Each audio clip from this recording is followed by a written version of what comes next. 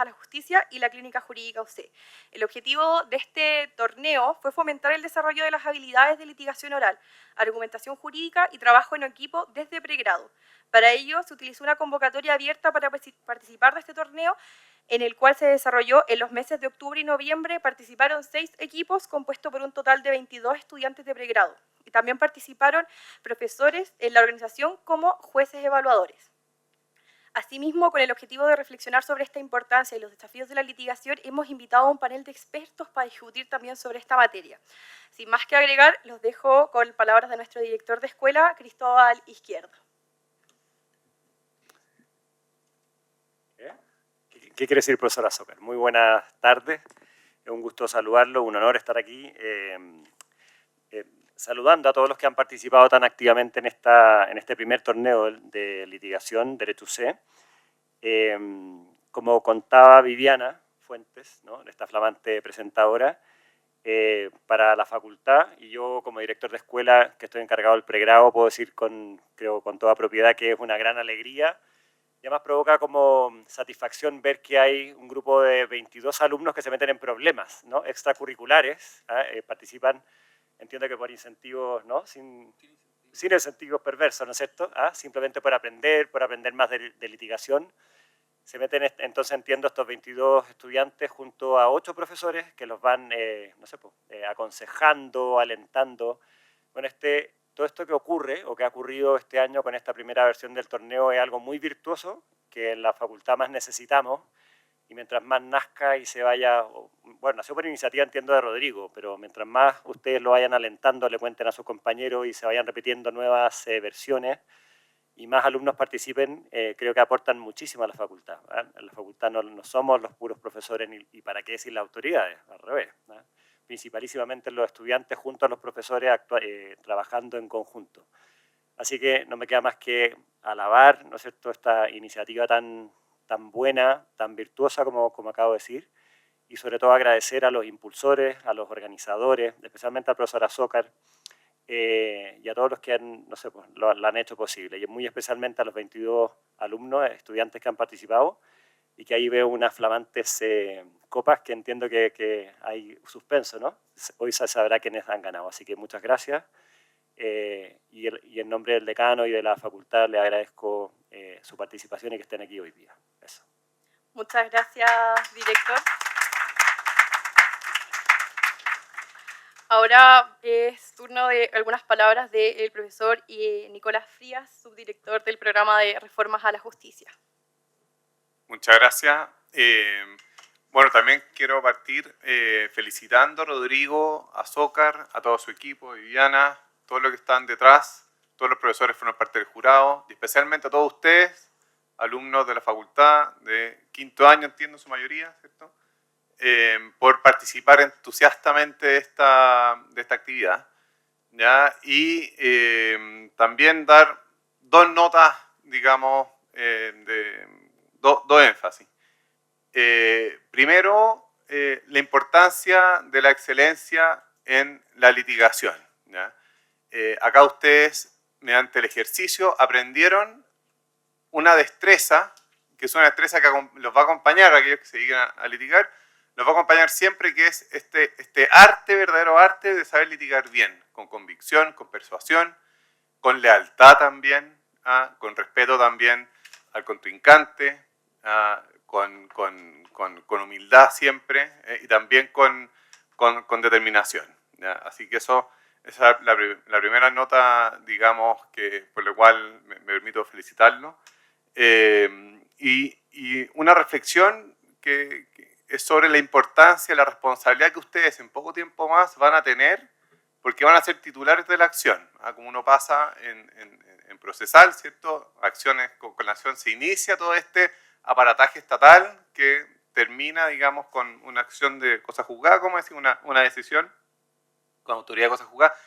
Eso implica una responsabilidad. Entonces, también los invito a ejercer la litigación, el ejercicio de la acción procesal con responsabilidad, ¿ya? No de manera frívola, no de manera infundada, sino más bien con responsabilidad y buscando siempre, digamos, la defensa leal al interés del cliente. Y por último, también es siempre importante tener presente la importancia de velar por la existencia de una solución total del conflicto. Muchas veces, junto con explorar seriamente la litigación, cabe la partida o cabe también explorar la mediación y otras salidas autocompositivas, ¿ya? Entonces también, eso también es como puede ser un poco como contraproducente, lo puede ver acá el profesor Azoka, que se está arrepintiendo de invitarme a esto, pero la verdad soy fiel defensor de la litigación, encuentro que la litigación tiene un rol esencial, y también hay veces en las cuales uno como abogado está en una obligación y ustedes lo van a hacer en muy poco tiempo más, de explorar otras formas que están disponibles que mejor satisfacen, no siempre, muchas veces, y mayoritariamente en el ámbito patrimonial, la solución de sus futuros clientes. Así que eso, nuevamente felicitarlos a todos ustedes, a los profesores que fueron parte del jurado, especialmente al profesor Azócar, y también invitar al profesor y a todos ustedes a una nueva versión, digamos, de esta actividad. Así que eso, muchas gracias. Muchas gracias, profesor Nicolás. También comentarle a todas las personas que están asistentes que esta fue una invitación más bien cerrada. Nosotros mensualmente hacemos conversatorios sobre ciclos de litigación donde nos han acompañado muchas veces nuestro panel aquí dando sus palabras, también distintos profesores que participan no solamente en nuestro diplomado de especialización en juicios orales, sino que también buscamos que magistrados, abogados especialistas también nos acompañen en esas instancias. Por lo tanto, después el seminario que vamos a tener en unos momentos más también va a ser grabado para después poder compartir estas cápsulas a través de nuestras redes sociales, ¿ya? También ahora sí, darle la palabra al profesor Jaime Castillo, director de la Clínica Jurídica. Buenas tardes a todos, muchas gracias por la invitación.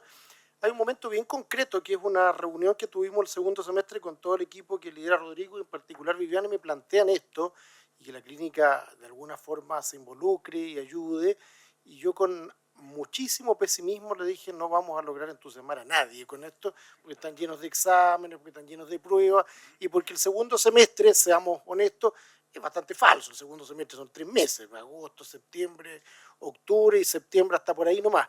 Y la verdad es que me taparon la boca y aquí están todos los que me taparon la boca. Agradezco que me hayan tapado la boca, muy feliz de que me hayan tapado la boca y muy feliz de que esta sea el inicio de algo que creo que puede ser muy virtuoso y que puede la clínica también ser un agente muy trascendente en este proyecto de litigación, puesto que precisamente en la clínica se aprende a litigar, en la clínica se realiza la litigación por primera vez más allá de las actividades de simulación que puedan existir, pero se realiza una litigación de carácter concreto. Entonces creo que este es un desafío muy grande para que el próximo año, desde el primer semestre, podamos multiplicar estas actividades y que realmente tomen participación o puedan tener participación todos los alumnos que están cursando actualmente la clínica, los alumnos también de cuarto año, y que pueda ser algo que llegó para quedarse, para instalarse y que se transforme también en una sana competencia entre los alumnos por participar en actividades de este tipo. Así que muy feliz, me sumo a todas las palabras dichas anteriormente y creo que, insisto, esto fue un tapaboca porque yo pensé, no tenía ninguna fe en que esto pudiera resultar y no solo resultó, sino que fue muy exitoso. Así que muchas gracias a ustedes. Muchas gracias, profesor Jaime Castillo. Ahora le vamos a dar las palabras, un espacio al profesor Rodrigo Azócar, jefe del proyecto de litigación UC. A esta altura ya mejor queremos pasar al seminario y a la premiación, pero brevemente 2 cosas. Uno, agradecer a la facultad, al programa de reforma a la justicia, que este proyecto de litigación oral bien concreto, bien específico está alojado. Agradecer al equipo que permitió que se pudiese desarrollar este torneo en un tiempo también récord, porque queríamos probar este torneo internamente para el próximo año y al adelanto que vamos a hacer un torneo nacional de litigación. Hay varios torneos, ¿cierto?, que van más en punto de vista de la argumentación, de mediación, pero desde la técnica, de la destreza de litigación a la cual me referí brevemente, hay un vacío y que tenemos que llenar. Agradecer especialmente a Viviana, a Martina por todo el trabajo que desarrollaron, también a los profesores que fueron aquellos que pudieron evaluar, fueron jueces evaluadores, acá presente el profesor Valterio Miranda, María Elena Santibáñez, que nos pudieron también brindar ese espacio de compartir, ¿cierto?, en estos espacios, en estos trabajos que hicieron los estudiantes. Y agradecer también a la clínica jurídica por acompañar este proceso, si bien sabemos que esto no es un espacio, ni tampoco fue evaluado, ni tuvo ninguna calificación, y bien ajeno a la clínica, sí estaba incentivado el trabajo y la participación de estudiantes de la clínica jurídica, que esperamos replicar el próximo año, dependiendo, ahí vamos viendo si lo incorporamos o no dentro de alguna evaluación, etc.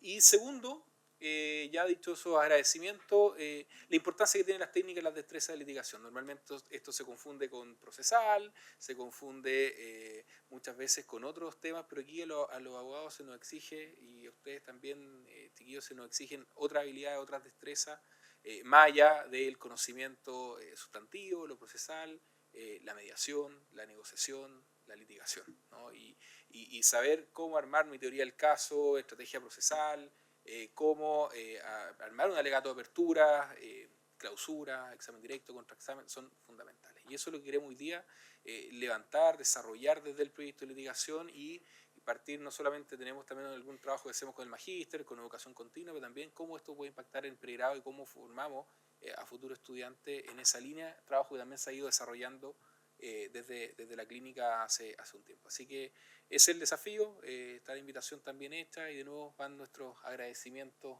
a todos los que permitieron también el desarrollo de este torneo.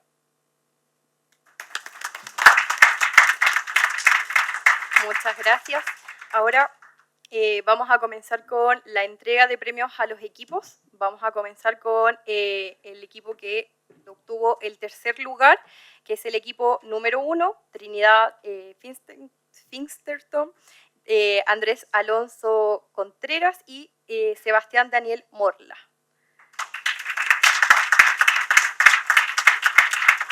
Sí, tenemos... ¿Trinidad?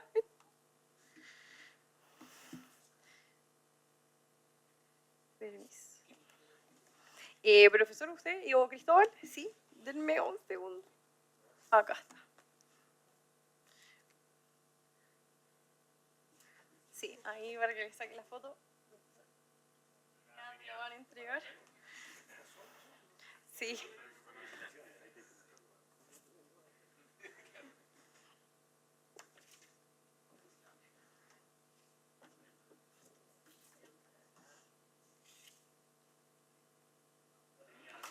Bravo.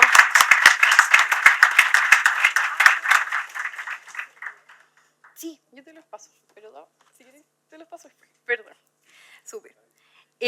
Vamos a continuar con la premiación de nuestro segundo equipo ganador, que fue el equipo PBJ, donde tenemos a Cristian Beltramín, José Alfonso Yasmen y Santiago Prat Errázuriz.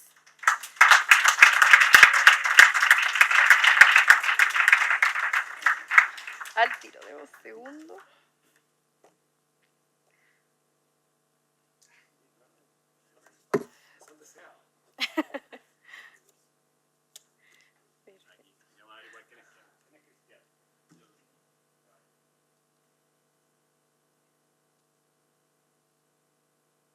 No. Ese es otro, perdón. Disculpe, se equivocaron aquí cuando lo pasaron. No hay problema.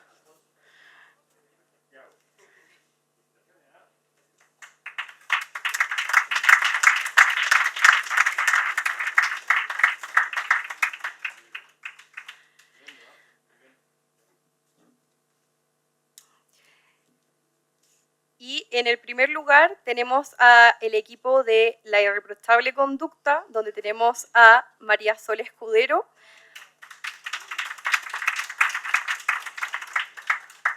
a Matías Bondinelli, a Josefina Sotomayor y a Patricio Espinosa.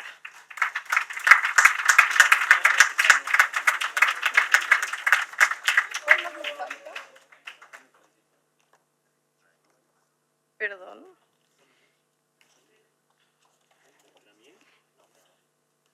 No. Espere.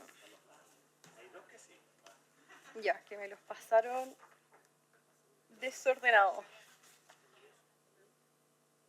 Ahí está Josefina Sotomayor y Claudia Espinosa. Ahí está. Y Josefina Sotomayor. Sí. Y sí.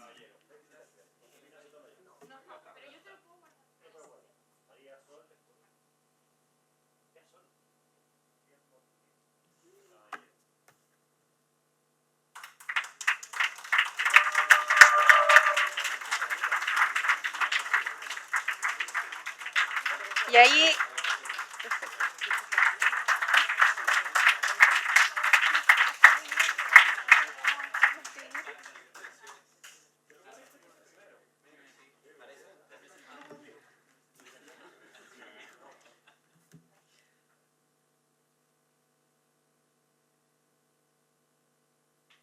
Muchísimas gracias a todos los equipos que participaron en esta primera versión del torneo de litigación oral UC. También les quiero pedir un aplauso para nuestro equipo organizador y vamos a dar inicio entonces ahora a el seminario sobre los desafíos de la litigación oral.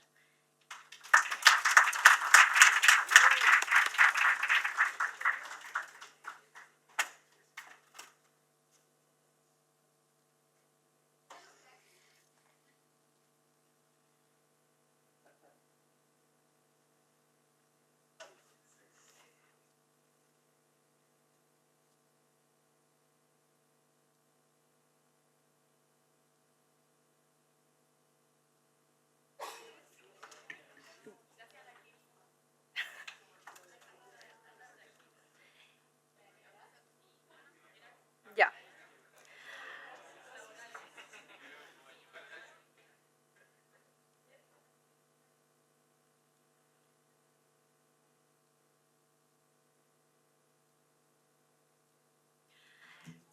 Perfecto. Vamos a comenzar entonces con y presentando a nuestro panel que nos va a estar exponiendo el día de hoy este seminario sobre los desafíos de la litigación, inteligencia artificial, ética, procesos penales de familia y laborales. Presentan Juan Ignacio Piña, abogado penalista, director de Magíster en Derecho UC, LLM, expresidente del Consejo de Defensa del Estado. También nos va a acompañar Alejandra Mercado Collao, abogada de familia, presidenta de la Asociación Nacional de Abogados de Familia. Nos acompaña también Daniel Ricardi McEvoy, juez penal y ex juez laboral, director nacional de la Asociación Nacional de Magistradas y Magistrados del Poder Judicial de Chile. Y va a moderar la actividad el profesor Jaime Castillo Saldías, director del Departamento de Práctica y de Asistencia Legal UC. Muchas gracias. A ver, vamos a realizar este seminario en una modalidad un poco distinta porque va a ser más bien un diálogo. Una pregunta a los expositores para que se explayen y después entonces así se pueden ir compartiendo alguna idea. Partamos entonces con don Juan Ignacio, quien además de saludarlo cariñosamente, la pregunta es la siguiente, Juan Ignacio. ¿Cuáles, a tu juicio, son los principales desafíos éticos que enfrenta tanto la judicatura como el ejercicio profesional, tanto de abogados defensores como abogados querellantes en el contexto actual de la litigación? Muy buenas tardes. Muchísimas gracias por la invitación, Jaime. Muchas gracias a los copanelistas por estar aquí hoy día en la tarde. Y muchas gracias por la invitación un poco inesperada a este pequeño seminario o, si ustedes quieren, conversatorio. Si tuviera que contestar a esa pregunta en una palabra, la primera que se me viene a la cabeza es redignificar la profesión. Y suena muy feo partir así, pero yo creo que aquí no hay mucho espacio como para que seamos condescendientes. El ejercicio de la profesión actualmente, y me preguntaron tanto por el ejercicio de la profesión como por la propia judicatura, sería míope no tener presente que nos encontramos en un momento particularmente duro para el ejercicio de la profesión. Y de alguna manera, especialmente teniendo aquí estudiantes, alumnos que con mucha ilusión han decidido volcar sus vidas al ejercicio del derecho, sería muy irresponsable de parte nuestra, y cuando digo nuestra, digo los profesores, digo los operadores, digo los abogados que nos dedicamos a la litigación también, digo los académicos que además tenemos vocación de producción científica, si fuéramos, como les digo, condescendientes o si dijéramos esto con una cierta dosis de anestesia. No quiero ser pesimista, muy por el contrario, quiero ser optimista, pero quiero que tengamos un diagnóstico compartido. Y probablemente yo no soy historiador y todas las generaciones piensan que las crisis por las que atraviesan son siempre las peores de la historia. Y la historia siempre muestra que en la década del 20 el estallido por el precio de la carne fue, no voy a decir que tan duro como nuestro 18 de octubre, pero fue durísimo también y uno no tiene la perspectiva para hacer ese juicio. Y por lo tanto yo no me atrevería a decir en consideración a eso que esta es la peor crisis en la que nos hemos encontrado ni el Poder Judicial ni el ejercicio de la profesión. No hay que ir tan atrás, y yo me acuerdo a la época de las acusaciones constitucionales a los ministros Correa Bull o Servando Jordán, donde efectivamente el Poder Judicial tuvo que enfrentar momentos particularmente críticos. Pero al mismo tiempo creo que nosotros nos encontramos en un momento en que los desafíos éticos parten por la redignificación de la profesión de los abogados y adicionalmente de la judicatura. Y creo que en esa misión nos corresponde un papel fundamental tanto a los antiguos abogados como a los nuevos abogados. Y por eso quiero partir diciéndoles que probablemente una de sus primeras tareas tenga que ver con procurar un ejercicio ético de la profesión que de alguna manera nos devuelva a ese lugar de confianza intersubjetiva, interpersonal, que nunca ha debido perderse. En este momento, fíjense que me tocó estar hoy día en la mañana en un seminario organizado por la Contraloría General de la República, porque hoy día es el Día Anticorrupción. El 9 de diciembre yo no sabía, ese dato me enteré hoy día por el seminario al que estaba invitado, que estábamos celebrando el Día Anticorrupción. Y en las estadísticas que presentó la señora Contralora respecto de la confianza en las instituciones, y que adicionalmente no estaban actualizadas para recoger los últimos eventos que han involucrado al Poder Judicial, están en la peor medida que desde que tenemos medición. Es decir, la desconfianza en el Poder Judicial está por sobre el 70% en este momento. Y no solamente eso, sino que más del 80% de las personas piensa que no solamente la corrupción ha llegado, sino que vivimos en un país muy corrupto. Yo creo sincera y honestamente que ese no es un reflejo real del estado de ni el Poder Judicial ni del ejercicio profesional.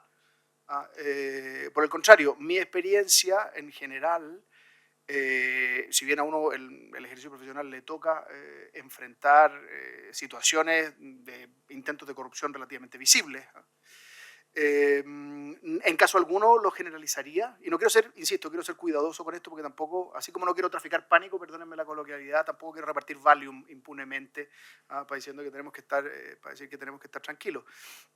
Pero de esa percepción tenemos que hacernos cargo. Y eso implica, entre otras cosas, que la discusión sobre lo que significa el ejercicio ético de la profesión tiene que estar particularmente presente en todo nuestro discurso. Eso hay que verbalizarlo. Nosotros hemos tenido que hacer ejercicios desde esa perspectiva, porque nosotros en la oficina, yo tengo una oficina que se dedica a la litigación penal, además de algunos otros pololitos que hago por aquí, con muchos abogados jóvenes.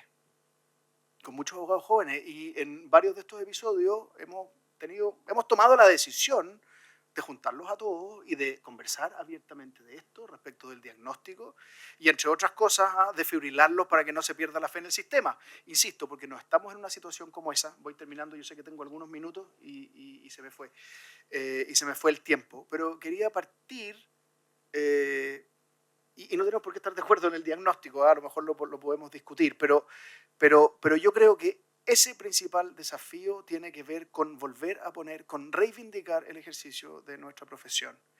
Y a ustedes que les toca salir al ejercicio de la profesión en un plazo breve, A mí me parece lamentable que la primera función a que les entreguemos sean échennos una mano para reconstruir aquello que pareciera que está desde la perspectiva de la opinión pública y desde la perspectiva en general de los propios usuarios. No hay nada peor que se pierda la confianza en el Poder Judicial, porque de alguna manera es el último reducto de solución de los problemas ciudadanos.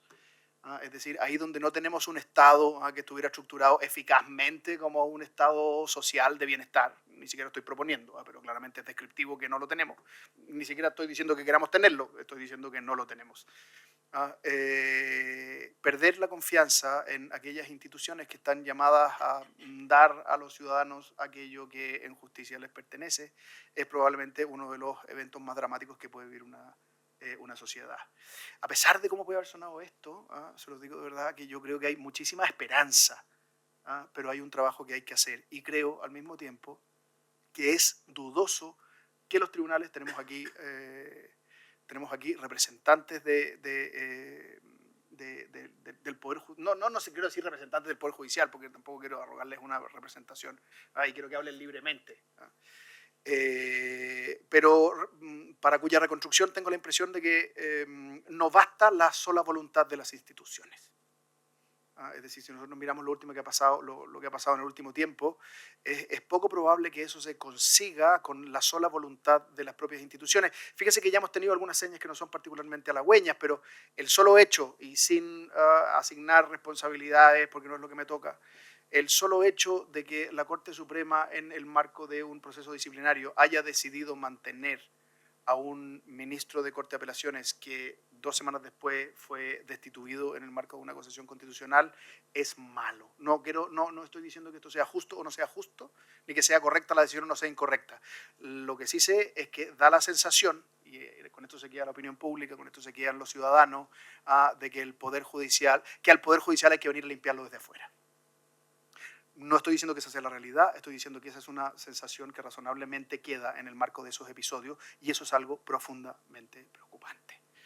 ¿Okay? Algo así diría yo como si me preguntaran por algo como ese principal desafío. Muchas gracias, Juan Ignacio. Y Alejandra, buenas tardes. Cambiamos un poco el tema. ¿Cómo visualiza, como litigante, el impacto de la inteligencia artificial en la tramitación y en la resolución de las causas? Y sería bueno plantear oportunidades, los riesgos éticos, a propósito de lo que reflexionaba el profesor Piña, los riesgos éticos, los riesgos técnicos que presenta su uso en el corto plazo. Gracias, Alejandra. Hola, buenas tardes. Primero felicitar a los alumnos que ganaron premio y que trabajaron al menos un semestre. Me parece que la litigación es el centro, el alma del abogado, así que felicitaciones y ojalá nos estemos viendo pronto en tribunales. Uy, qué difícil la pregunta. Cuando hablamos de inteligencia artificial, me acuerdo, y seguramente nadie en esta sala, o algunos pocos, se van a acordar de una película del 2002 que se llamaba Sentencia Previa. La dirigía Steven Spielberg y actuaba Tom Cruise.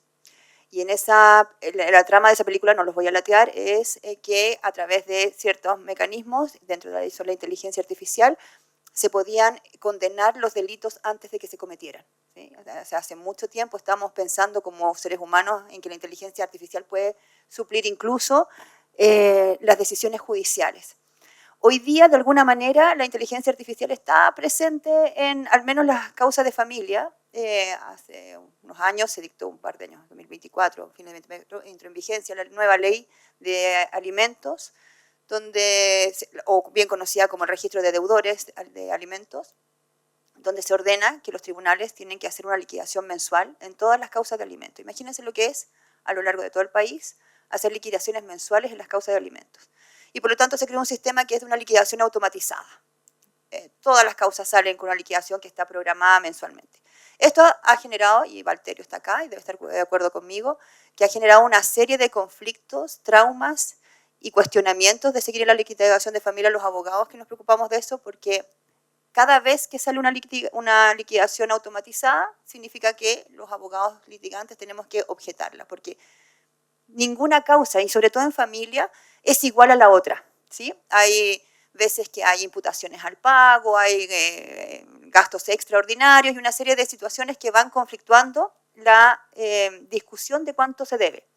Recordemos además que en las causas de familia, a diferencia de otras materias, el cumplimiento es de años. O sea, una causa de cumplimiento puede ser de 20 años, de 25 años, de 27 años, de 28 años.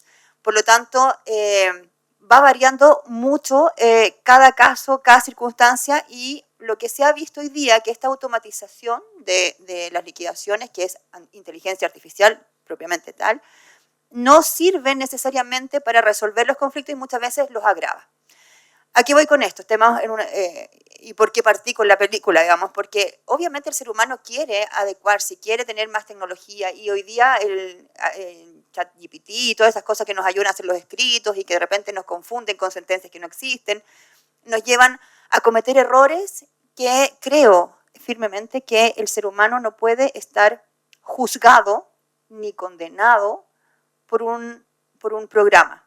Eso debe estar siempre entregado al ser humano, porque el ser humano es lo único que te puede asegurar dentro de alguna forma confiable que efectivamente haya justicia, que efectivamente haya un conocimiento real y un poder de sancionar a quien ha cometido efectivamente un delito. Imagínense, partí con esta película tratando de prever el delito, sancionando antes.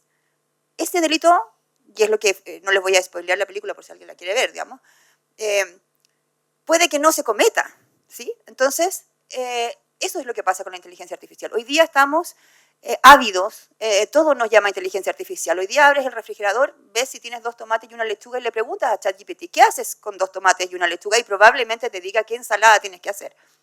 Pero a eso no puede replicarse en la conducta del ser humano, en la sanción del ser humano, en establecer si una persona tiene o no derechos, si debe o no ser condenado. Eso sí o sí debe mantenerse en los humanos, debe mantenerse en el libre albedrío. No puede estar entregado a una máquina que puede cometer errores y que puede fallar en algún minuto de tal manera que o condenemos a una persona o la dejemos sin algún derecho. Esa es mi opinión. Muchas gracias, Alejandra. Daniel, buenas tardes.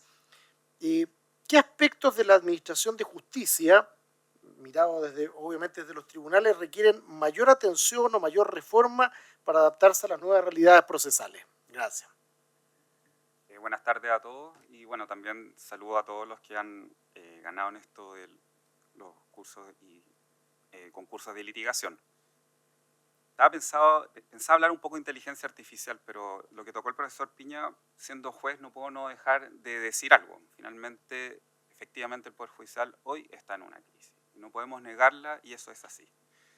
Y ahí yo creo que sí hay un aspecto procesal, o más bien legal, importante, que es una pregunta que cuando yo estudiaba en esta universidad me hacía: ¿de dónde se eligen los jueces? ¿Cómo uno llega a ser juez? Probablemente muy pocos, incluso en 5º año, saben cómo se llega a ser juez.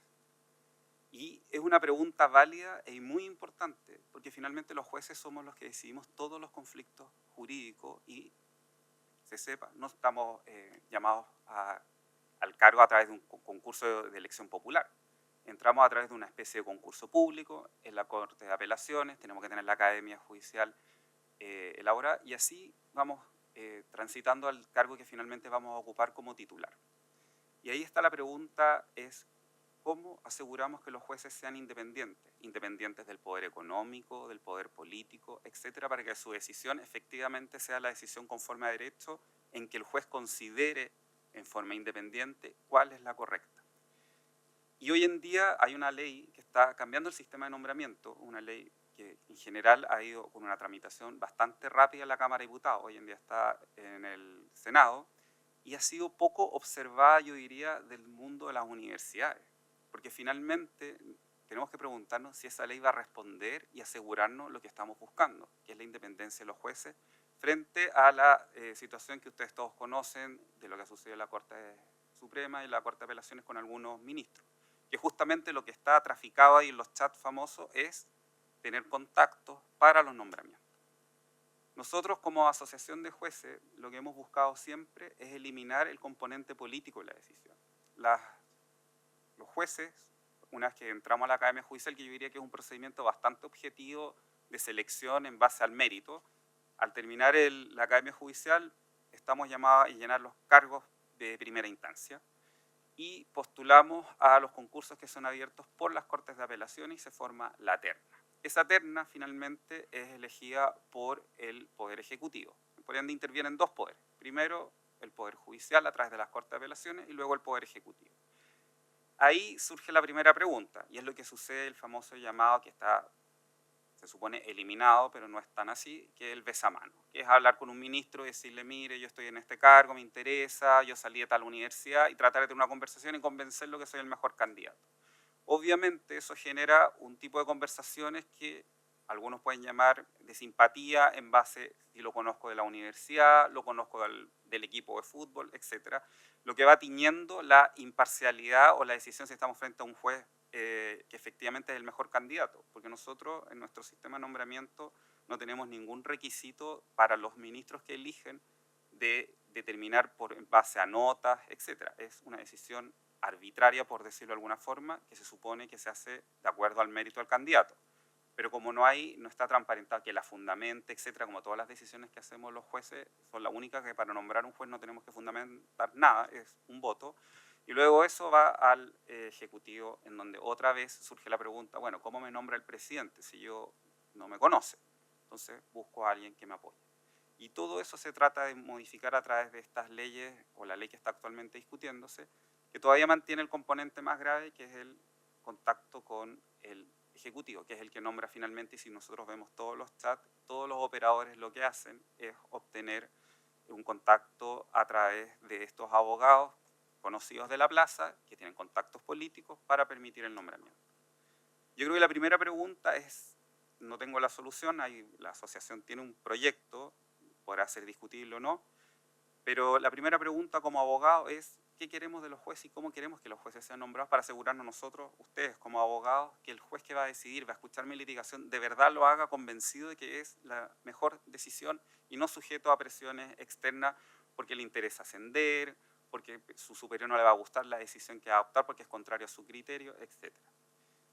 Y ahora, volviendo al tema de la inteligencia artificial que tocó Alejandra, que me parece interesante, ahí hay un desafío que yo creo que tenemos como abogados, yo lo veo, que la inteligencia artificial llegó para quedarse. Evitar saber de ella es el principal problema. Yo creo que el principal desafío de los jueces y los litigantes es capacitarnos. Primero, en saber cuáles son los riesgos de la plataforma que estamos ocupando, porque nosotros le damos una serie de datos.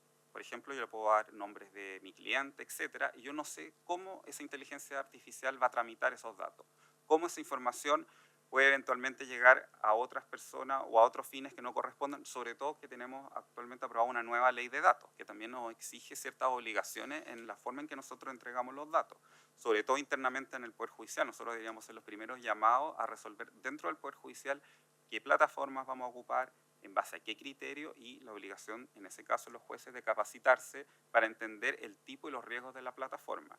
También entender para qué sirven las plataformas, porque efectivamente hay plataformas que citan jurisprudencia que nunca ha existido. Basta uno ver el rol que citan y darse cuenta que el argumento es bastante bueno, pero el rol no se sabe de dónde salió, etc. Y una mezcla de distintas sentencias y hace un propio argumento, que a veces uno puede decir, sí, es interesante, es un argumento que me puede convencer, pero citar mal, realmente yo creo que la principal vergüenza de un abogado, porque en general los jueces, siempre los escritos ponen 7.000 jurisprudencias, uno nunca las lee nada, salvo la que sea la última y que me pueda cambiar el criterio. Esa es la que el juez va a consultar. Y citar esa jurisprudencia en forma errónea hace que uno diga, bueno, tengo al frente un chamullento, un mentiroso. Y eso es el desprestigio absoluto, porque en general los jueces no nos acordamos de los buenos abogados, nos acordamos de los malos abogados. Y eso los tenemos muy presentes para futuros juicios. El otro desafío es que para la litigación, yo fui muchos años juez laboral acá en el segundo laboral de Santiago, y la litigación, aquí hacen concursos largos, pero la litigación es bien breve en los juicios. Nosotros no tenemos tanto tiempo para resolver un conflicto. Entonces, la gracia de la inteligencia artificial bien ocupada es que me permiten captar los nudos centrales del conflicto jurídico. Puedo poner la demanda, la contestación y entender en simple este es el conflicto. Los jueces lo ocupamos, la mayoría, para entender rápido de qué se trata el juicio. lo cual me permite entender y poner atención a lo que van a declarar los testigos, etc.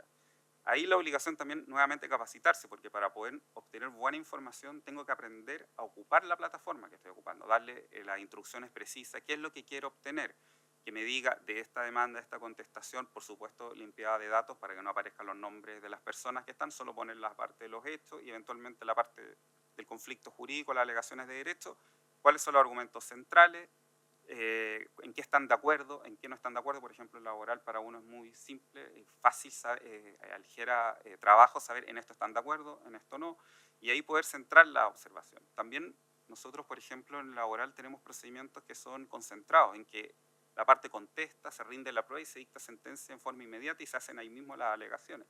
Entonces la inteligencia artificial les permitiría eventualmente poder nutrir la información rápida para poder preparar su alegato o su observación a la prueba, o en penal alegato de clausura, con una pincelada, nunca reemplazando obviamente el valor propio, pero es como un primer apronte para poder trabajar. Yo creo que eso, lo que más nos obliga, o el primer desafío en la inteligencia artificial, es la capacitación y entender cómo funcionan las plataformas y los riesgos potenciales. Muchas gracias, Daniel. Antes de pasar a la segunda ronda de preguntas, ¿alguna idea complementaria, alguna observación adicional a lo ya dicho? Profesor Piña, sí. Ya que tiene formato como de conversatorio. Dos consideraciones que yo creo que son muy interesantes, porque efectivamente a mí me parece un anhelo muy razonable el de aspirar a siempre la presencia de un ser humano en las decisiones que afectan a los ciudadanos. No sé si se va a cumplir. Lo que está pasando hoy día en el Reino Unido, por ejemplo, respecto de la solución automatizada de casos de mínima cuantía y lo que nosotros podríamos llamar rápidamente justicia vecinal en algunos aspectos muy puntuales, si bien es incipiente, pareciera navegar en el sentido contrario. No lo estoy defendiendo, yo creo que puede ser muy problemático y voy a contar muy brevemente por qué. Si ustedes miran la directiva de protección de datos de la Unión Europea, uno de los compromisos que se asumen con los ciudadanos de la Unión, o de la comunidad, no sé, estoy lo suficientemente viejo para... se me confunden a cómo se llama esta cuestión. Es el derecho de los ciudadanos europeos a no ser sujeto de una decisión que los afecte emanada exclusivamente de un sistema de procesamiento de información. De alguna manera les concedieron el derecho al ser humano en las decisiones que los afecten. ¿Cuál es lo interesante? Que si ustedes se fijan, es un derecho que se garantiza a los ciudadanos de la Unión y no se garantiza al resto de las personas, y por lo tanto es bastante probable que en un plazo relativamente corto nosotros nos enfrentemos a un tótem al ingresar a la Unión Europea que simplemente sobre la base de una serie de algoritmos nos permita o no nos permita la entrada. Y cuando nosotros reclamemos de esa resolución, si es que no nos mandan en un avión de vuelta, lo que no vamos a poder argumentar, porque ese derecho no nos lo dieron, es que venga un ser humano, ¿quién es su jefe? Así, eso como, así, quiero hablar con su jefe, eso ya no sé si va a existir.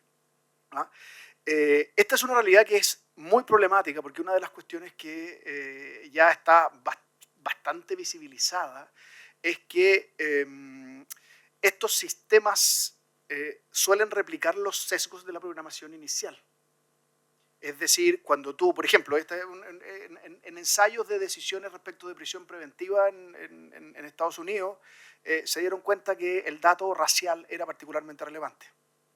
Y el dato racial era particularmente relevante porque, bien o mal, con justicia o no con justicia, las tasas de condenas efectivamente eran más frecuentes en una determinada, en la población afroamericana.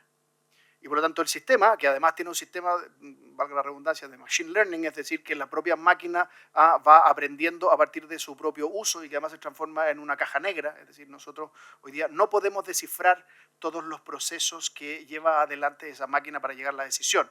Hoy día cuando un sistema de inteligencia artificial juega ajedrez o juega Go, el ejemplo del Go es el más radical de todos, ese juego japonés particularmente complejo, no somos capaces de explicar por qué. La máquina no es capaz de explicarnos a nosotros por qué toma la decisión de mover una piedrecita de un lado a otro. En otros términos, si nosotros le decimos a la máquina, ¿me puedes explicar por qué moviste de B64 a B63 esta piedra? La máquina dice, ¿tienes 45 años para que te lo explique? Ese es el nivel de procesamiento que hay interno. Y por lo tanto, lo que quiero decir es, los desafíos que esto está imponiendo, entre otras cosas, se ha denominado actualmente el desafío de implementar los algoritmos éticos. Es decir, un sistema algorítmico que escruta el sistema algorítmico que toma la decisión. Para que vean, fíjense que el camino que se está siguiendo, insisto, esto es meramente descriptivo, no es el camino de que los humanos están viniendo a corregir las decisiones de las máquinas, sino que el escrutinio lo está haciendo otra máquina que se supone que ha sido programada sin los sesgos o para identificar esos sesgos. Insisto, no quiero proponer mucho más, lo que quiero decir es, ese es un poquito el estado de la cuestión hoy día y que resulta particularmente problemático. Y solo para terminar, no quiero monopolizar esto, pero no me está resultando. Respecto del sistema de nombramiento, yo creo que también tenemos que identificar que tenemos problemas de muy distintas facturas en los distintos nombramientos. Y para los nombramientos del escalafón primario, de los jueces, por así decirlo, inferiores, cuidado, la palabra es tan fea, pero se entiende lo que quiero decir, el problema en general es de información. Se lo digo súper simple, a mí me tocó en otra vida participar del sistema de nombramiento de jueces y tener que decidir respecto de esos nombramientos. Y es probablemente de las funciones más ingratas que ustedes se pueden imaginar. Da la sensación de que hay mucho poder detrás y que uno recibe una terna y como con una varita mágica toca uno, hace un ungido. Para que vean, a lo que después nos dedicamos a la litigación es el peor ejercicio imaginable, porque los otros dos que uno no nombra quedan heridos y el que uno nombra, como lo nombró uno, después anatema sea. Es como si uno se cruzara con el demonio para que no vaya a pensarse y uno pierde por todos lados. Pero más que eso, el verdadero problema es que la información con la que se toma esa decisión es particularmente defectuosa. El escrutinio que se hace en el marco de la Academia Judicial, las carpetas que se reciben para tomar esa decisión no son suficientes y uno se siente un poquito haciendo una función muy importante con muy poca información. Cosa que es distinto de lo que ocurre respecto a los nombramientos de los tribunales superiores, donde ahí sí que hay que blindar más bien de la injerencia política, porque el problema ya no es la falta de información, sino que es cuál es la información que seleccionamos para tomar la decisión. Y ahí sí tenemos un problema, pero lo que quiero decir es, probablemente deberíamos entender que tenemos problemas de distinta factura a la hora de hacer las modificaciones legales respecto de los nombramientos. Perdón, Jaime, si quieres pregúntale a alguien más. Muchas gracias. Alejandra, Daniel, ¿alguna acotación antes de pasar a la segunda ronda? No, breve, por el tema de la automatización. Yo sé que se está trabajando en Arica un proyecto piloto de automatización por la Corporación Administrativa del Poder Judicial para sentencias de casos de menor complejidad. Y si uno lo piensa, eventualmente hay casos que se podrían hacer. No sé, estaba pensando en necesidades de la empresa en que la carta viene mala. Y uno dice, mire, esta carta no cumple el estándar, es obvio que se va a coger la demanda con el 30%, no hay mayor discusión. Si uno pudiera dirimir rápidamente, uno podría decir, mire, esto podría funcionar de esa forma. Obviamente, la pregunta sería que alguien tendría que nutrir de información y decidir cuál es el estándar para definir aquello. Entonces, ese es la forma en cómo se va a alimentar este sistema. Obviamente ChatGPT y estos sistemas todavía no pueden porque funcionan en base más genérica, tendría que ser un sistema autoelaborado. Y si uno lo piensa un poco más allá, no es muy distinto, no es automatizado con inteligencia artificial, pero finalmente el recurso de protección de ISAPRE no es muy distinto a un sistema automatizado de tramitación de causa, en donde si uno lo ve para los pobres litigantes que no tiene mucho más complejidad porque la decisión está adoptada y en el sistema informático del Poder Judicial se dice, el relator dice, ticlea todos los puntos relevantes y el ministro solo revisa que la decisión está correcta de acuerdo a lo que se ve en el escrito. Yo creo que siempre la exigencia va a ser que haya finalmente un grado de supervisión o revisión. Ahora que yo creo que esa es la gran duda, es si vamos a eliminar esa supervisión humana y nos bastará solo con la decisión del sistema, que yo creo que esa es la gran discusión que puede venir a futuro en ciertos casos de menor complejidad. Porque, por ejemplo, la relatora en las Naciones Unidas para el tema de los sistemas de justicia, etcétera, siempre ha indicado que no se puede renunciar a la supervisión humana del juez, mínima que sea, pero tiene que existir una supervisión humana. Eso. Gracias, Alejandra. Solo para no quedarme callada, como buena litigante. Lo que pasa es que sí, hay ciertas cosas en materia de familia, que es lo que me compete, quizás los divorcios de común acuerdo también podrían ser automatizados, ¿sí? Hoy día discutimos nosotros por qué tenemos que ir a un tribunal. Si hay un divorcio de común acuerdo, se podría hacer una notaría, inscribirlo en el registro civil y descomprimiría el sistema. Pero insisto que en materia de familia, y quizás me voy a meter en materia penal, dejarlo entregado a una máquina, imagínense una audiencia reservada con un niño. ¿Cómo ponderas tú lo que dice el niño? O sea, muchos quizás de aquí van a ser en algún minuto curadores. ¿Podemos dejarle entregar la emocionalidad de un niño, la vivencia de un niño a una máquina? ¿Ella va a ponderar? O sea, definitivamente, sin duda, vamos yendo hacia la automatización, la inteligencia artificial. O sea, hoy día no podemos negarnos a esa realidad. Pero sí podemos negarnos a que seamos juzgados por una máquina, podemos negarnos a que seamos condenados por una máquina, porque los seres humanos debemos mantener la esencia del ser humano. Y los juicios, sobre todo los de familia, me parece que representan la mayor cantidad de la esencia del ser humano. Los juicios de familia son pasionales, los juicios son rabiosos muchas veces. Y quizá eso no va a ser cambiado ni va a ser ponderado por una máquina. Lo que va a suceder con un niño, lo que va a suceder con una familia, me parece que debe tener siempre el alma más que... Y de hecho hay una discusión, ¿no? Yo he sido varias veces contraparte de Valterio, y en el juicio de familia la pregunta es, ¿alguien gana un juicio?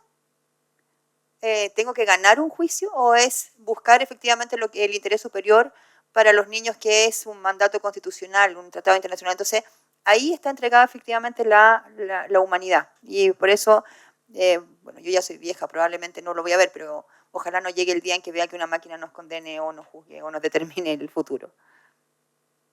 Gracias, Alejandra. Tal vez llegue ese día y, al igual que tú, espero no estar aquí en la faz de la Tierra. Pasemos a la segunda ronda y tomemos como base precisamente la experiencia que nos acaba de relatar Alejandra. Entonces, pregunta un poco más específica, Juan Ignacio, desde la perspectiva del litigante penal, que es la especialidad, desafíos de la litigación oral, tanto para los abogados como para los jueces. ¿Qué mensaje podrías darnos al respecto?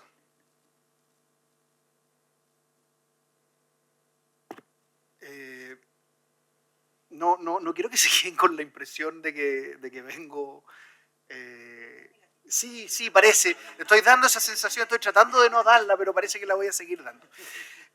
¿Cuáles son los principales? A ver, el sistema penal hoy día está enfrentando, no es decir una crisis, para que tengamos un poquito de cuidado con las palabras, pero efectivamente está enfrentando una serie de problemas muy visibles, que tienen también bien diversas facturas. Acabamos de tener, por ejemplo, un evento muy llamativo en la denominada causa Sokimich.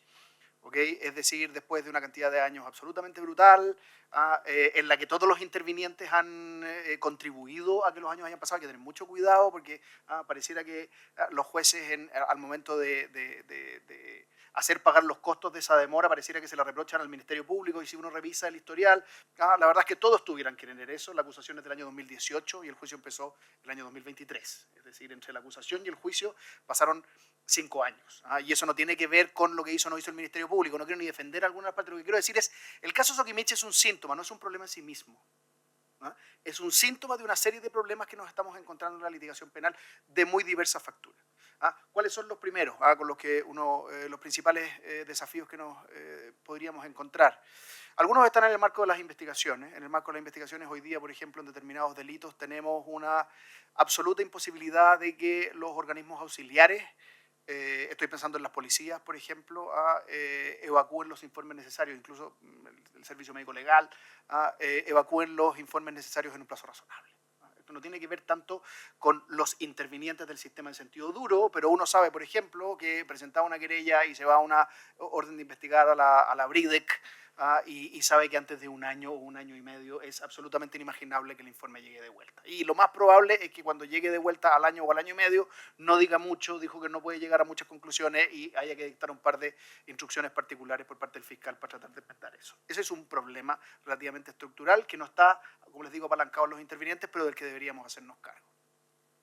Tenemos también desafíos muy interesantes de racionalización en el marco de las audiencias de preparación de juicio oral. Es decir, como ustedes saben, la audiencia de preparación a la audiencia intermedia es una instancia particularmente crítica, entre otras cosas, porque es la que hace la depuración de las pruebas que se van a llevar al juicio oral. De tal manera de, por una parte, garantizar que el conflicto se resuelva adecuadamente, pero al mismo tiempo de racionalizarlo. Hoy día me dieron una estadística que me pareció muy impresionante, que es las audiencias de preparación de juicio oral están durando en promedio 16 minutos, en promedio. Por supuesto, hay algunas que duran, yo estuve en alguna que duró 4 meses alguna vez. Créanme que no es deseable.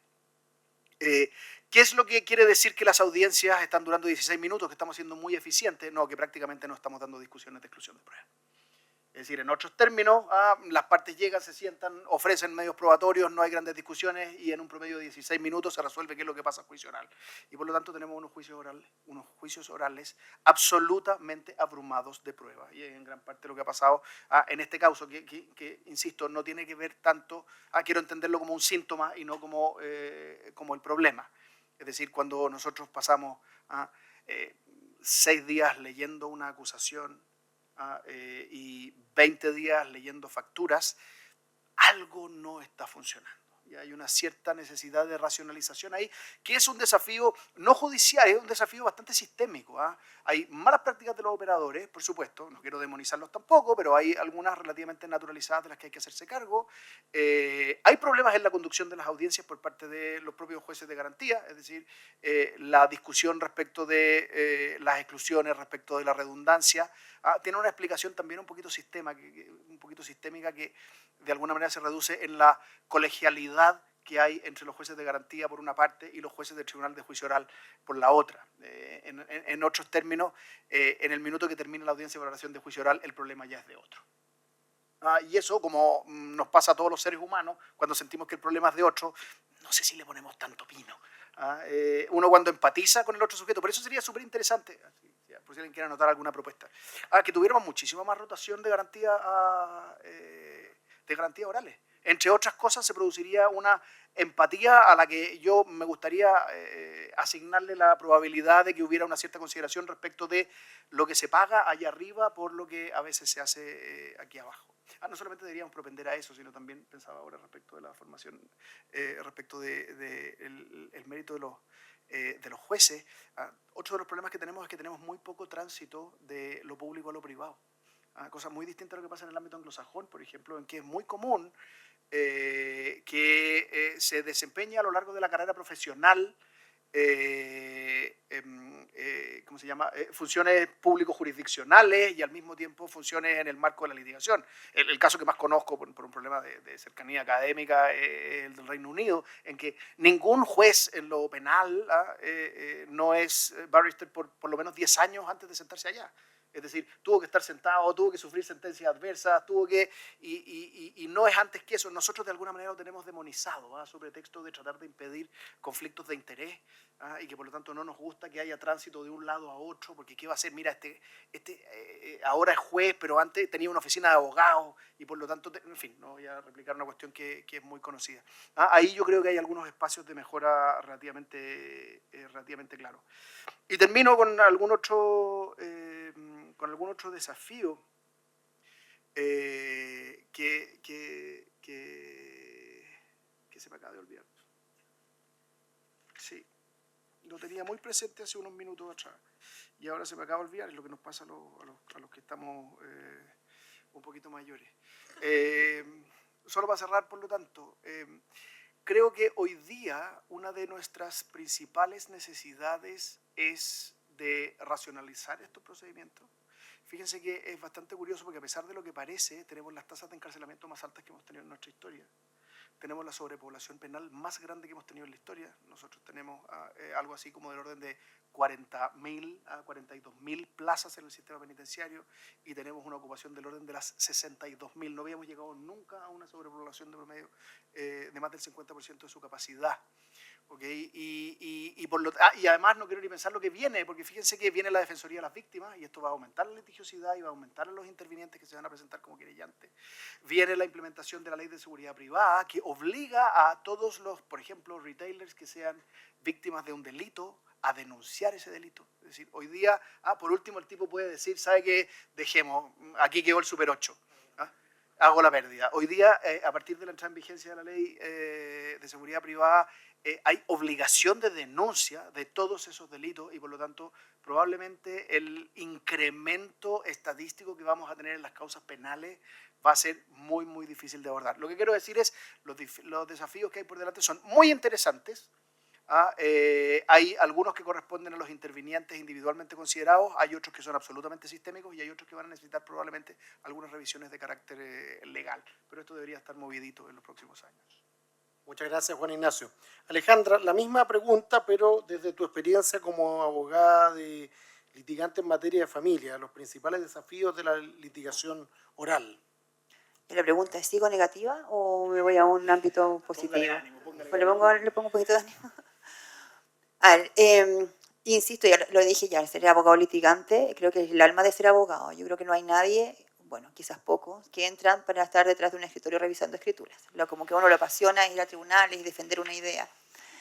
Ahora, el primer desafío es bancarse la frustración, porque uno siente que lo hizo increíble y las sentencias adversas, como que te van, las resoluciones adversas, van minando la seguridad del abogado. Pero más allá de esa anécdota con la que van a tener que vivir el resto de los vidas los litigantes, los desafíos están dados en materia de familia porque cada tribunal de familia, por lo menos en Santiago, cuenta con 10 jueces. En la materia de familia, según me imagino que ya saben los alumnos de quinto año, se falla según la sana crítica. ¿Qué es la sana crítica? La guata del juez, en definitiva. Por lo tanto, uno tiene que convencer la guata del juez. Hay veces que uno se pregunta, ¿esta señora será separada? ¿Habrán sido infiel? ¿Le habrán dado compensación económica? Como para ir graduando un poco por dónde va a ir en el juicio. Entonces, finalmente, uno de los grandes desafíos es estar preparado para todos los desafíos que se pueden producir en un juicio. Los juicios orales significan mucha improvisación, salir del paso con argumentos que parezcan creíbles, tener respuesta para todo y que hacer que tu cliente que está sentado al lado se sienta súper bien defendido. Ese yo diría que es el mayor desafío de un abogado litigante. Luego, entender que, como señaló mi querido Pitufo Gruñón, no hay necesidad de presentar una cantidad de prueba excesiva porque hay veces que uno presenta 100 boletas, 25 contratos y te das cuenta en la mitad del juicio que con uno era suficiente. Y más en materia de familia, sobre todo que hay peritajes sociales, hay peritajes contables y uno cuando está leyendo te das cuenta, ¿para qué diablos presenté esto? Estoy haciendo casi el ridículo. Entonces, también cuando uno va a ser abogado litigante, siéntese con el cliente, aterrícelo, porque las expectativas normalmente son acá y en el juicio se va a enfrentar hasta con maltratos, porque una de las cosas que sufrimos también los abogados litigantes es el maltrato de los jueces, según el estado de ánimo con el que se presenten. Lamentablemente estoy siendo negativa también, ¿viste? Pero tener claridad. ¿Qué es lo que yo quiero? ¿Qué es lo que mi cliente necesita? ¿Hacia dónde voy a ir? Ese es el mayor desafío de un abogado litigante, el entender que no necesito mucha prueba a veces, sino que una prueba contundente. Necesito convencer al juez, necesito estudiar, estar preparada para lo que venga. Cualquier incidente me implica que yo en la misma audiencia tengo que tener la capacidad de resolverlo, de contestarlo y de convencer. Estudiarse bien los informes, saber bien lo que estoy haciendo, porque es la única forma que un abogado litigante va a sacar adelante su juicio. Entender, como lo dije hace un rato, que ganar un juicio en materia de familia no necesariamente es obtener lo que uno 100% puso en la demanda. Hay veces que en el transcurso del juicio, que esa es la parte buena de que los juicios se demoren mucho, las pasiones se van calmando, van bajando, y cuando lo que el cliente en un minuto creía que era lo que necesitaba para ser feliz en la vida, se da cuenta que no es así, que hay que ceder, y muchas veces los juicios terminan con acuerdos solamente porque pasó el tiempo, bajaron las expectativas, bajó la rabia y se lograron buenos acuerdos. En familia los acuerdos son un tema muy importante. Porque además el abogado litigante en familia no termina con la sentencia. Hay veces que uno termina o recibe una sentencia gloriosa, de esas que uno enmarcaría en la oficina, y resulta que al mes siguiente te llama la cliente y dice, oye, ¿sabes que esta sentencia de 20 millones de pesos mensuales no la cumplió? Y ahí vuelves a tener otro calvario, porque entonces definitivamente no es solamente la sentencia, sino el cumplimiento de la sentencia. Y hay veces que lo que uno tiene que optar es por bajar las expectativas, tener una sentencia o un acuerdo más acorde a la realidad y no tener el problema al mes siguiente. Eso diría que son los mayores desafíos. Y además, y lo quiero decir hablando de la ética profesional, recuerden que los clientes pasan y los abogados quedamos. Y nos vamos a encontrar en los tribunales muchas veces con los mismos abogados que fueron contraparte. La posibilidad de ser un buen abogado y un buen abogado litigante es que no tengas que bajar los ojos frente a ningún abogado que se te presentó al frente. Que puedas mirarlo y que el otro abogado reconozca que aunque fuiste la más pesada en la audiencia, porque muchas veces uno es fuerte, tiene que ser categórica y preguntar de forma bastante dura, sabes que no vas a hacer trampa, sabes que no vas a venir no vas a sacar un conejo bajo el sombrero. Eso es lo que hace además que los mismos tribunales, sobre todo cuando se falla con sana crítica, sepan que el abogado que está sentado ahí no está mintiendo. Y eso es lo que más vale a lo largo de la carrera profesional. Y esa sería mi mayor recomendación de tramitación y desafío a la litigación. Muchas gracias, Alejandra. Daniel, ahora mirado desde el otro lado de la vereda, porque Daniel es juez, entonces, los principales desafíos que enfrenta un abogado litigante en materia laboral. Hace un minuto atrás decía, de repente son contestaciones o son demandas de muchas páginas, con muchas citas de jurisprudencia y que finalmente el juez no las lee todas, sino que lee las últimas. Entonces, desafíos de la litigación oral en materia laboral y mirado, digamos, cómo la judicatura mira el trabajo de los abogados. Voy a hacer primero a cargo un argumento que es los jueces fallamos con la guata. ¿Está aprendido? Nada más cerca. Que por lo menos que los jueces fallamos con la guata. La sana crítica, casi una patente de curso para fallar como quisiéramos, sin muchas razones. Eso es no conocer la labor del juez. Los jueces, cuando dictamos una sentencia, fundamentamos. Y es muy difícil fundamentar cuando uno tiene una decisión en base a la guata, porque en el fondo quiere decir que yo no analizo la prueba ni los hechos. En general eso pasa cuando la prueba no es tan buena y queda esa sensación de que el juez falló con la guata. Yo creo que en general una sentencia bien construida y bien armada, uno ve la tasa de nulidad en general de los recursos de nulidad laborales, es bastante baja las sentencias que se anulan por falta de fundamentación. Yo creo que la clave, y uno va a pensar cuál es el ejercicio de la litigación, es el rol que tienen los abogados, que son auxiliares de la justicia, tienen que colaborar en la justicia. Hay una mala práctica, que en general lo veo yo en penal porque tengo esa doble dualidad. Soy juez penal del Tribunal Oral en lo Penal en Santiago y además fui juez del segundo laboral muchos años en Santiago, que es depurar la prueba, depurar los hechos discutidos, decidir esto no estamos discutiendo, esto no lo estamos discutiendo y para eso tenemos algo que se llaman convenciones probatorias que casi no son utilizadas. Efectivamente yo comparto que hay poco incentivo para el juez de garantía de buscar por el tema, y hay una cosa que hay que revisar, es cuánto tiempo le estamos dando de asignación en el sistema a los jueces para poder tomar una audiencia. Porque por el otro lado, si le damos más tiempo, los plazos se alargan. Entonces esa es cuántos recursos finalmente le vamos a dar al sistema de justicia para resolver en forma correcta. Pero yo creo que hay un punto ahí que hay poco incentivo para el juez de garantía en la parte penal de buscar convenciones probatorias. Pero ahí tienen que ser los abogados, Ministerio Público, Defensa, querellante, de buscar posibles porque ellos son los más interesados en que este juicio llegue lo más limpio posible, sin mayores discusiones. También hay cosas que pueden ser mejoradas. Yo no entiendo por qué un peritaje contable además tiene que acompañar todas las boletas que analizó el peritaje contable. Si no están discutidas la autenticidad y no hay ninguna discusión en ese tipo de esos documentos, no debería por qué el tribunal hacerse cargo de cada boleta que se ingresó, bastando el peritaje.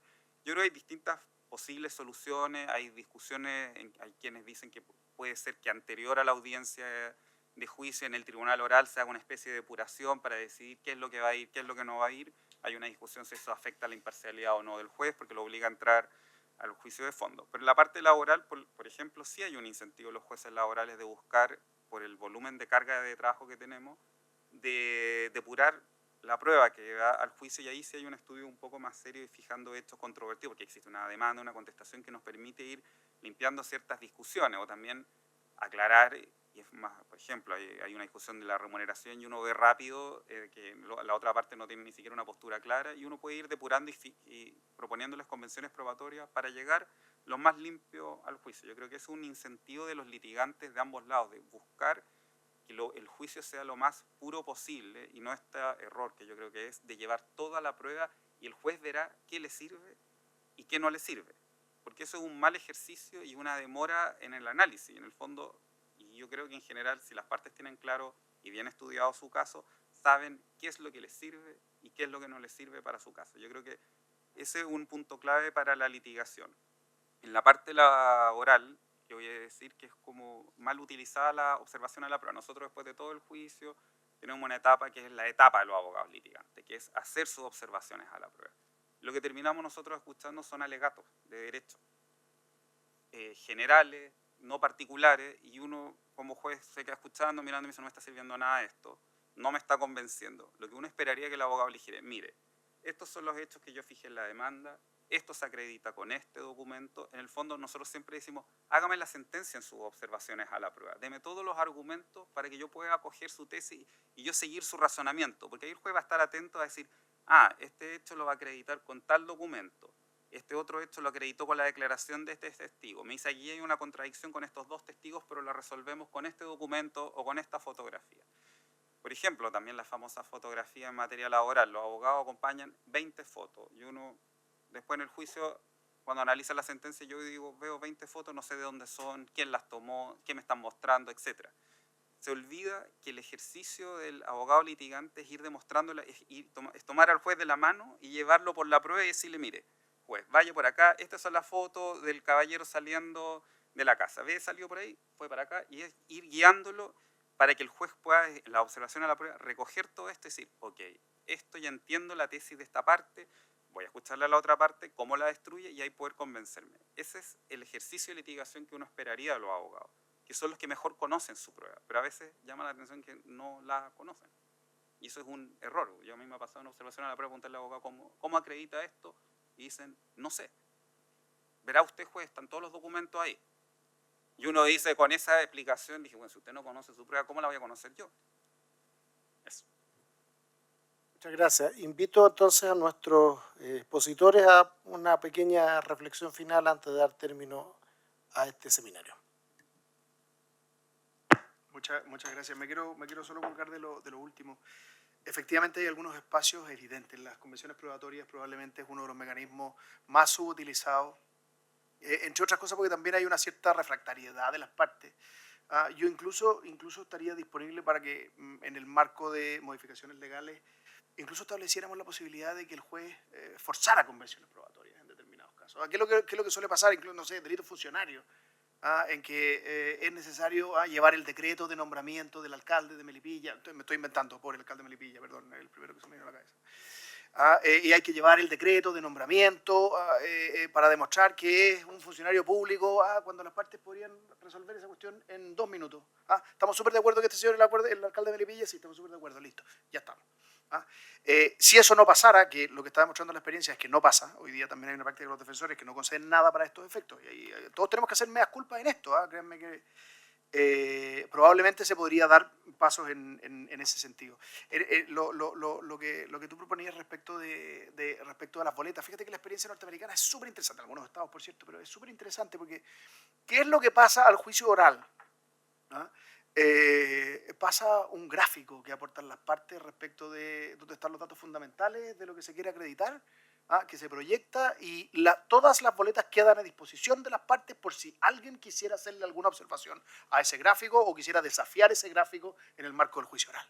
Pero no vamos a tener esta tontería de las 1.400 boletas que vamos a estar leyendo para ver, en fin, no voy a repetir, estos casos son relativamente... y creo al mismo tiempo que es súper interesante cuando uno verifica qué es lo que está pasando con los incentivos, sobre todo en estos que suelen denominarse así como los megajuicios. Y es bien curioso lo que pasa. Primero, que se está transformando en un mecanismo de presión para efectos de aceptar o bien principalmente procedimientos abreviados, la idea de que si no le vienen 2 años de audiencia para adelante. Es decir, eso es algo que está pasando. y el Ministerio Público dice, mire, esta causa así como está, y empiezan a chorrear los abreviados por el lado, porque la verdad es que la gente que puede permitirse estar 2 años sentado en una audiencia es muy poca. Y eso efectivamente es un mecanismo que está un poquito complicado. Fíjense que, lo comentábamos con algún fiscal hace unos días atrás, los incentivos en el sistema están puestos a que si usted tiene un delito con 15 víctimas o 20 víctimas, una defraudación, donde haya 15 o 20 víctimas, tiene todos los incentivos para llevarlo a juicio. Si usted tiene el mismo delito pero con 500 víctimas, tiene todos los incentivos para sacarlo por un abreviado. Y ese es un problema que está teniendo el sistema hoy día, que los operadores de alguna manera ya lo calibraron. Entonces, insisto, es muy interesante lo que viene porque hay varias de las asunciones que se tomaron al momento de diseñar el sistema que a 25 años de implementación, y ya han habido varias modificaciones, todavía tienen varios espacios de mejoras que podrían optimizar, entre otras cosas porque si no queda una sensación de impunidad brutal. Tengo algunas ideas más, pero ya he hablado mucho. Muchas gracias. Voy a explicar mi argumento de falla con la guata, porque siento que quedó en el aire. En familia, los jueces fallan según la sana crítica. ¿Qué es la sana crítica? Es la lógica, los conocimientos científicamente afianzados. No es necesariamente 2 testigos hacen plena prueba, ¿sí? O sea, pueden ir 20 testigos y el juez simplemente no les cree y va a fallar en contra de lo que digan los 20 testigos.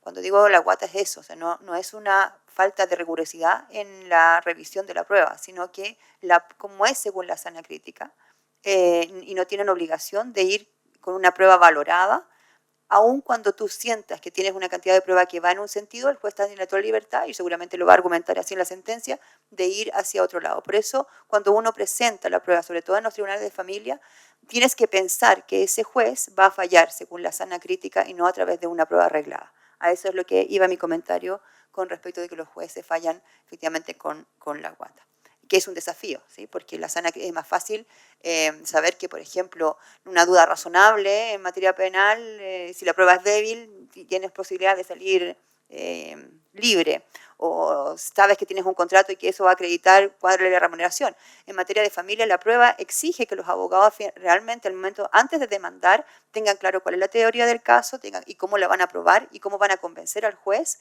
de que tu teoría es efectivamente la correcta, porque puede considerar que toda la prueba que tú presentes, peritajes incluidos, no tengan validez para lo que va a razonar él finalmente en la sentencia. Así que ese era el desafío, esa es mi explicación respecto de fallar con la guata, respecto de efectivamente hay una libertad de análisis de la prueba, como también hay una libertad de prueba, por lo tanto también esto amplía efectivamente las discusiones. Estoy muy de acuerdo con las convenciones probatorias, en materia de familia también existen.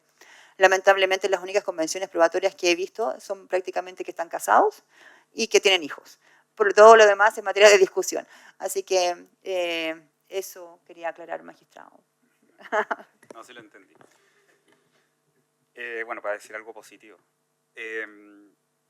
Y como son concursos de litigación, yo creo que no hay nada más bonito en la profesión nuestra que la litigación. De hecho, los jueces cuando estamos sentados y escuchamos argumentos y uno dice, ay, me encantaría, yo hubiera dicho esto. Eso es litigar. Porque uno tiene la fantasía de también estar sentado en ese lado, ser defensor, el rol de ser abogado es un rol desafiante, porque a veces uno lucha con ideas que ni siquiera son las que uno quisiera. Los defensores públicos lo hacen muchas veces, tienen sentado al lado a alguien que probablemente saben que es culpable y hacen su mejor defensa y su mejor técnica. Y eso yo creo que es la parte que nosotros tenemos que destacar de la profesión nuestra y que es el ejercicio y es lo propio de nuestra profesión, que es la litigación, porque eso es lo que nos hace ser abogados, lo que la gente se imagina de los abogados. Y desde el rol de los jueces uno respeta a los litigantes, a los buenos litigantes, por cierto, porque dignifican a la profesión. Lo triste es cuando uno tiene malos litigantes porque lo que hacen es ensuciar nuestra profesión.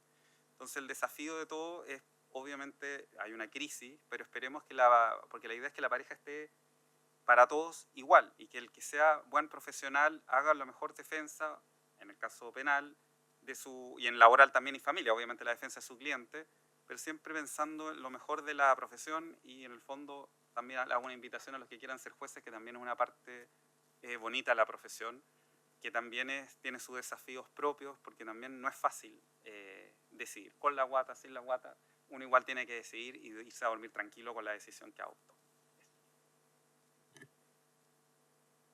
Muchas gracias a nuestro panel por sus palabras el día de hoy, también al profesor Jaime Castillo por haber moderado esta actividad. Les quiero pedir a todos un aplauso también para nuestros participantes el día de hoy. Y también les queremos entregar un mini presente también por parte del proyecto de litigación. Así que ahí viene Camila.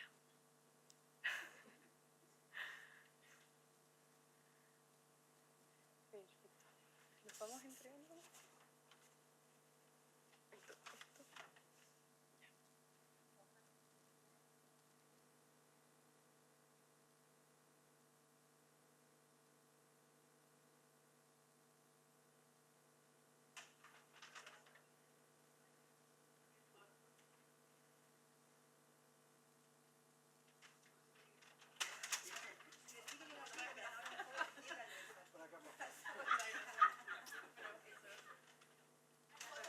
Sí, y ahora les queríamos pedir si pueden pasar un poquito adelante para que nos saquemos una foto.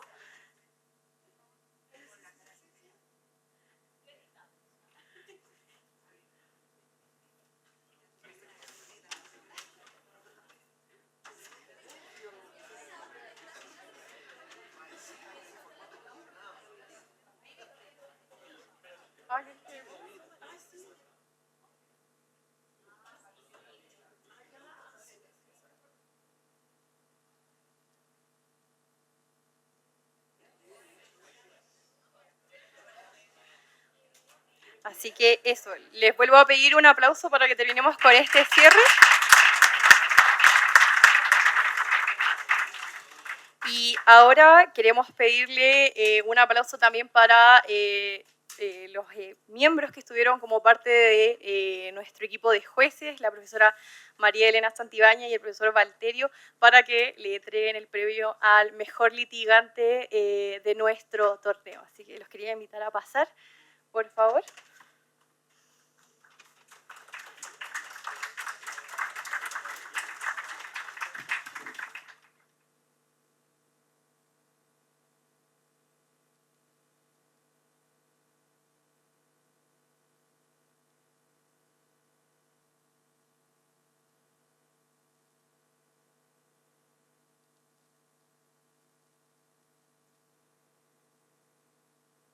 Perdón, ahí sí.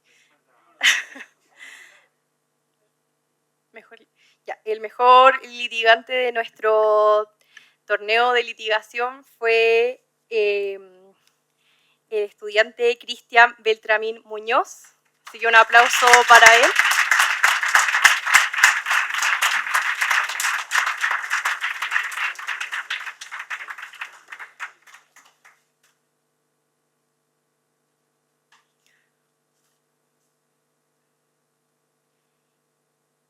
Y también le queríamos dar un reconocimiento a la profesora María Elena porque ella nos dirigió gran parte de nuestras audiencias penales y su ayuda fue fundamental también para la ejecución de el torneo de litigación. Así que, profesora, para usted.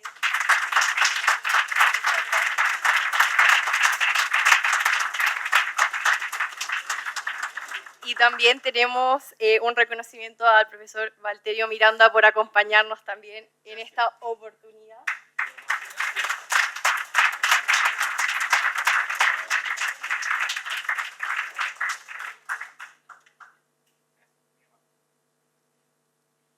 Y también me percaté que había llegado el profesor Álvaro Rojas Muñoz también para que venga a recibir su reconocimiento también por ayudarnos en la etapa final del torneo de litigación.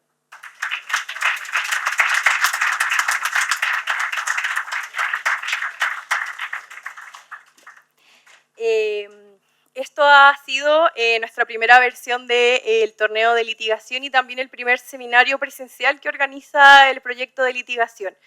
Estas actividades no podrían hacerse sin el apoyo de nuestra facultad, de la clínica jurídica, del programa de reforma de la justicia y también de nuestros profesores que nos apoyan no solamente asistiendo a los conversatorios, ayudándonos a moderar, sino que también participan de forma muy activa en nuestros cursos de litigación oral y también en nuestro diplomado de especialización, que ha sido muy destacado por nuestros estudiantes a lo largo de estos años. Así que muchísimas gracias también a los profesores que nos acompañan y por supuesto a todos los estudiantes de la clínica, que gran parte de ellos hoy día también han egresado de la Facultad de Derecho, así que un aplauso también para ustedes.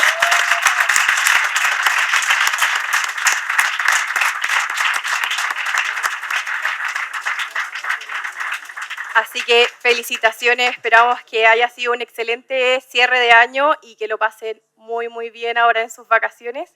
Y éxito también para lo que se viene, el examen de grado y por supuesto después que ustedes lleguen a jurar como abogados y seamos ya colegas. Así que muchísimas gracias a todos los presentes, a nuestra atestera también, por participar de esta actividad.